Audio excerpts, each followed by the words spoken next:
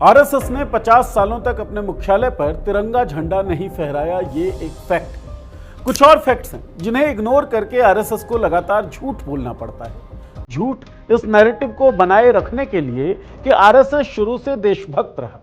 हालांकि इस नैरेटिव में देश के मायने आरएसएस के लिए क्या थे तो छिपा लिया जाता है और इसी नैरेटिव के दूसरे हिस्से में गांधी और नेहरू को खलनायक बना दिया जाता है। कहा जाता है कि यही लोग असली देशद्रोही थे, इन्हीं की वजह से देश का बंटवारा हुआ, इन्होंने मुल्क को कमजोर कर दिया। अच्छा सोचिए, किसी भी देशभक्त को राष्ट्रीय चिन्हों से तो बहुत प्यार होना चाहिए ना, जैसे राष्ट्रगीत, राष्ट्रगान, राष्ट्रीय ध्वज। क्या आरएसएस को राष्ट्रीय ध्वज से प्यार था? 1950 के बाद से 2002 तक आरएसएस ने अपने मुख्यालय पर तिरंगा क्यों नहीं फहराया? इसी सवाल पर मोहन भागवत ने झूठ बोला। झूठ क्यों बोला?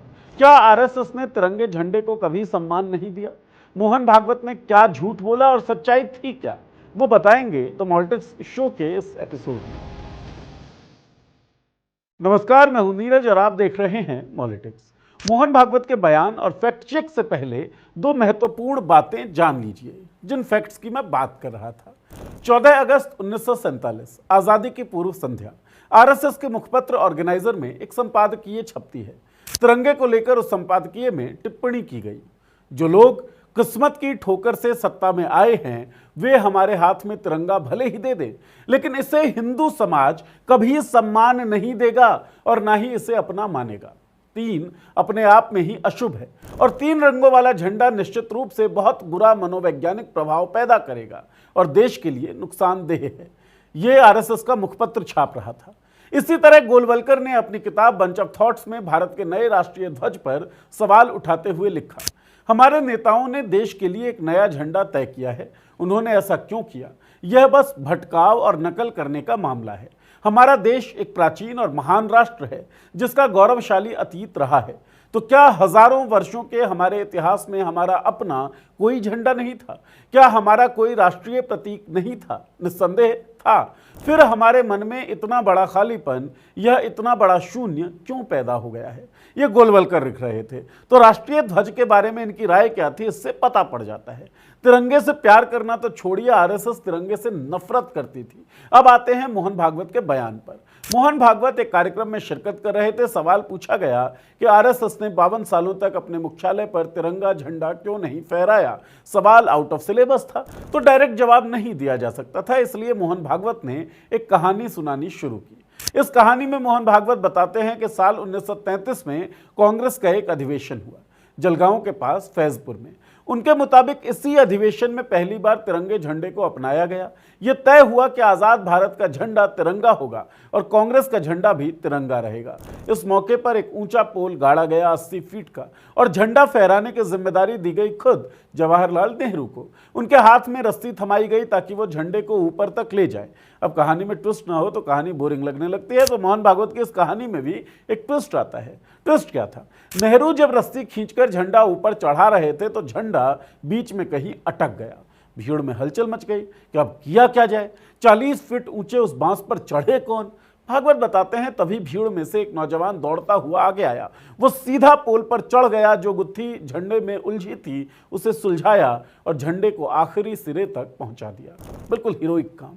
इसके बाद वो नीचे उतर आया। लोगों ने उसकी पीठ थपथपाई, तालियां बजाई। खुद जवाहरलाल नेहरू इतने प्रभावित हुए कि उन्होंने उस नौजवान से कहा कि कल अधिवेशन में आना, हम तुम्हारा सार्वजनिक अभिनंदन करेंगे। कहानी है तो एंडिंग में कुछ सरप्राइज एलिमेंट्स भी होने चाहिए, तो सरप्राइज एलिमेंट्स भी हैं जो मोहन भागवत की कहानी में आए। बड़े कहानीकार की यही पहचान होती भी है। भागवत के मुताबिक अगले दिन झंडे की गुत्थी सुलझाने वाले शख्स का अभिनंदन नहीं हुआ। वजह बताई गई कि किसी ने जवाहरलाल नेहरू के कान में डाल दिया कि जिस नौजवान ने झंडा फहराया वो तो आरएसएस की शाखाओं में जाता है। भागवत कहते हैं कि जब यह बात डॉक्टर हेडगेवार तक पहुंची तो उन्होंने खुद उस नौजवान को बुलाकर एक पीतल का लोटा भेंट किया और इसी वाकये को भागवत झंडे से आरएसएस के रिश्ते की शुरुआत मानते हैं। उनका कहना है कि झंडा फहराने में यह पहली बाधा थी और तभी से लेकर आज तक आरएसएस झंडे के सम्मान से जुड़ा रहा। जहां जहां झंडे का प्रसंग आया, आरएसएस ने अपना योगदान देने के लिए हमेशा आगे की पंक्ति में रहने की कोशिश की और आगे भी रहेगा। ये कहानीकार भागवत की पूरी कहानी है जो उन्होंने बयान किए कार्यक्रम में शिरकत करते हुए। अब जरा इस कहानी को इतिहास के रिकॉर्ड से मिलाइए, मतलब फैक्ट चेक करिए। सबसे पहली बात, साल 1933 में कांग्रेस का अधिवेशन जलगांव के पास फैजपुर में हुआ ही नहीं था। उस साल कांग्रेस का अधिवेशन हुआ था कोलकाता में। उस अधिवेशन की अध्यक्षता मदन मोहन मालवीय को करनी थी, लेकिन गिरफ्तारी की वजह से वो मौजूद नहीं रह पाए और उनकी जगह नलिनी सेन गुप्ता ने अधिवेशन की अध्यक्षता संभाली। फैजपुर में कांग्रेस का अधिवेशन बाद में 1936 में हुआ। उसका भागवत की कहानी से कोई मेल नहीं बैठता। दूसरी बात, तिरंगा झंडा पहली बार 1933 में नहीं अपनाया गया, नहीं फहराया गया। 3 रंगों वाला झंडा 1923 में फ्लैग सत्याग्रह के दौरान फहराया जा चुका था। यानी जिस घटना को भागवत तिरंगे की पहली बार अपनाने जयंत से जोड़ रहे हैं, वो घटना उससे लगभग 10 साल पहले ही घट चुकी थी। तीसरी बात, नेहरू के हाथ में रस्सी और झंडा फहराने का जो सबसे मशहूर और ऐतिहासिक रूप से दर्ज प्रसंग है वो 1929 का है, जब नेहरू ने रावी नदी के तट पर झंडा फहराकर पूर्ण स्वराज की घोषणा की। इसका भी भागवत की फैजपुर वाली कहानी से कोई संबंध नहीं है। चौथी और सबसे अहम बात, तिरंगे को कांग्रेस का आधिकारिक झंडा घोषित करने का काम 1931 की कराची अधिवेशन में हुआ, जहां एक प्रस्ताव पास करके इसे औपचारिक मान्यता दी गई।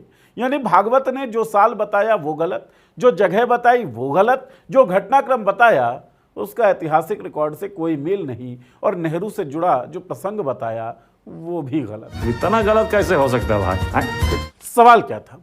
सवाल था कि 1950 के बाद से 2002 तक आरएसएस ने अपने मुख्यालय पर तिरंगा क्यों नहीं फहराया।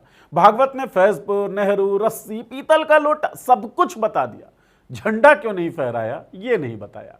ये तक बता दिया कि 1933 में झंडे को ऊपर ले जाने वाले शख्स से मैं 2 बार अपने जीवन में मिला हूं, अब वो इस दुनिया में नहीं है, लेकिन झंडा ना फहराने वाला राज नहीं बताया। खैर, रिकॉर्ड देखा जाए तो आरएसएस के नागपुर मुख्यालय पर 2002 से पहले झंडा सिर्फ 2 मौकों पर फहराया गया था। पहला 15 अगस्त 1947 को और दूसरा 26 जनवरी 1950 को। इसके बाद पूरे 50-52 सालों तक वहां तिरंगा नहीं फहराया गया। यह सिलसिला 2001 में टूटा, लेकिन आरएसएस की मर्जी से नहीं। उस साल राष्ट्र प्रेमी युवा दल के 3 कार्यकर्ता आरएसएस के स्मृति भवन में घुसे और जबरदस्ती तिरंगा फहरा दिया। इस पर आरएसएस ने खुश होने के बजाय उन तीनों के खिलाफ मुकदमा दर्ज करवा दिया। इस पूरी घटना के अगले ही साल यानी 26 जनवरी 2002 को आरएसएस ने पहली बार 52 सालों के बाद अपनी मर्जी से मुख्यालय पर तिरंगा फहराया। अब सवाल उठता है कि 52 सालों तक झंडा क्यों नहीं फहराया गया। इसका जो सबसे आम बचाव दिया जाता है वो ये कि 2002 से पहले फ्लैग कोड की वजह से आम नागरिकों और निजी संस्थाओं को साल भर तिरंगा फहराने की इजाजत नहीं थी, सिर्फ खास राष्ट्रीय दिनों पर छूट थी। लेकिन यह दलील भी रिकॉर्ड के सामने टिक नहीं पाती। गृह मंत्रालय की 1971 की एक अधिसूचना में साफ लिखा है कि राष्ट्रीय दिवसों पर झंडा फहराने पर कोई रोक नहीं है। इसी तरह 1982 का एक प्रोटोकॉल मैनुअल भी बताता है कि गणतंत्र दिवस, स्वतंत्रता दिवस, गांधी जयंती और ऐसे ही राष्ट्रीय अवसरों पर झंडा फहराने की पूरी छूट थी। यानी 26 जनवरी और 15 अगस्त जैसे दिनों पर तो आरएसएस को झंडा फहराने से किसी कानून ने नहीं रोका था। फिर भी 52 सालों तक ये नहीं हुआ। 52 सालों तक आरएसएस के मुख्यालय पर झंडा नहीं फहराया गया। ऐसे वीडियोस अक्सर व्हाट्सएप फॉरवर्ड बनते हैं। तिरंगे वाली कहानी अकेली मिसाल नहीं है, यह आरएसएस के इतिहास लिखने का एक तयशुदा पैटर्न है। उदाहरण से समझिए, भागवत और आरएसएस के दूसरे नेता अक्सर ये जताने की कोशिश करते हैं कि नेताजी सुभाष चंद्र बोस और संघ के लक्ष्य एक जैसे थे, कि हेडगेवार और बोस की कोलकाता में मुलाकात हुई थी और आरएसएस उनकी विरासत का असली वारिस है। लेकिन सुभाष चंद्र बोस पूरी तरीके से धर्मनिरपेक्ष सोच के व्यक्ति थे। खुद नेताजी के परपोते चंद्र कुमार बोस का कहना था कि सावरकर और नेताजी को एक साथ मानना मुमकिन नहीं। दोनों की विचारधारा एक दूसरे के उलट थी। महात्मा गांधी की हत्या से जुड़ा मामला देखिए। गांधी की हत्या के 2 दिनों बाद सरसंघचालक गोलवलकर ने कहा कि नाथूराम गोडसे का आरएसएस से कभी कोई नाता नहीं रहा। लेकिन जैसे जैसे मुकदमा आगे बढ़ा और गोडसे ने खुद अदालत में कबूल किया कि वो 30 के दशक में आरएसएस से जुड़ा था, तो आरएसएस ने अपनी लाइन बदल ली और कहने लगा कि गोडसे कभी संघ का हिस्सा रहा था, लेकिन गांधी की हत्या से बहुत पहले वो संघ छोड़कर हिंदू महासभा में चला गया था। यानी पहले पूरी तरीके से इनकार, और जब इनकार टिक नहीं पाया तो कहानी को नए सिरे से गढ़ लिया गया। गोलवलकर की किताब बंच ऑफ थॉट्स, जिसे आरएसएस अपना वैचारिक ग्रंथ मानता है, इस किताब में मुसलमानों, ईसाइयों और कम्युनिस्ट को देश के लिए आंतरिक खतरा बताया गया था। दशकों तक ये किताब संघ के लिए मार्गदर्शक दस्तावेज की तरह प्रचारित होती रही। लेकिन 2018 में आरएसएस ने इसी किताब के विवादित हिस्सों को चुपचाप हटा दिया। आखिर में बात सिर्फ तिरंगे की नहीं है, बात भरोसे की है।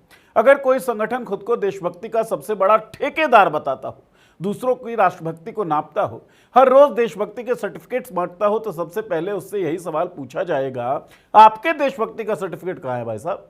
सवाल पूछा गया था कि 2002 तक मुख्यालय पर तिरंगा क्यों नहीं फहराया गया। जवाब में सुनाई गई एक ऐसी कहानी जिसका रिकॉर्ड से कोई मेल नहीं मिलता। यही आरएसएस का सबसे बड़ा खेल है। पहले एक कहानी गढ़ो, फिर उसे बार बार दोहराओ, फिर वही कहानी व्हाट्सएप यूनिवर्सिटी के रास्ते करोड़ों लोगों तक पहुंचाओ। कुछ सालों बाद वही कहानी लोगों को इतिहास लगने लगती है, लेकिन इतिहास प्रचार से तो बदलेगा नहीं, रिकॉर्ड, दस्तावेज और तथ्यों से बदलेगा। इसलिए अगली बार जब आरएसएस आपको कोई नई ऐतिहासिक कहानी सुनाए तो उस पर यकीन करने से पहले, या कोई भी सुनाए, उस पर यकीन करने से पहले एक काम कीजिए, इतिहास की किताब खोल लीजिए। हो सकता है कहानी वहीं खत्म हो जाए और आगे बढ़ ना पाए अफवाहों के तौर पर, और अफवाहें इतिहास ना बन पाए।